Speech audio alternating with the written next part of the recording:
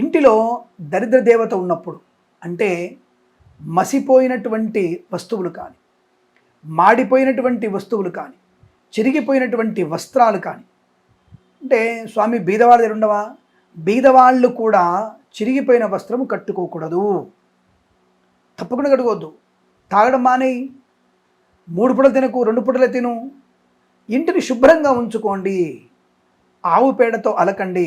ఎంతటి కాంక్రీట్ జంగిలైనా సరే ఇంట్లో కాసింత ఆవు పేడ ఉండాలి. కాబట్టి అటువంటి ఆవు పేడ ఇంట్లో ఉండడం వల్ల ప్రయోజనము.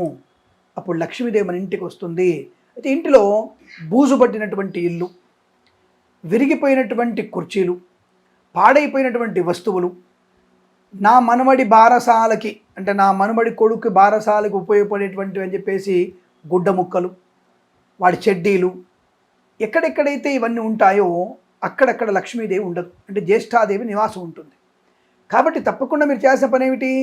పనికి రానివి, ఇంటిలో బూజు లేకుండా చూసుకోవడం, బుద్ధి బాగా ఉండడం, అశ్రద్ధగా ఉండకపోవడం, తల్లిదండ్రుల కంటనీరు పెట్టించకపోవడం, అలాగే సాయంకాల సమయంలో పళ్ళు గిల్లుకోవడం, చెవులు గిల్లుకోవడం, గడప మీద కూర్చొని మనం జడ వేసుకోవడం, పేలు దువ్వుకోవడం, గడప మీద కాలు పెట్టి నోట్లో వేలు పెట్టుకోవడం, అది ఇంకా దరిద్రం.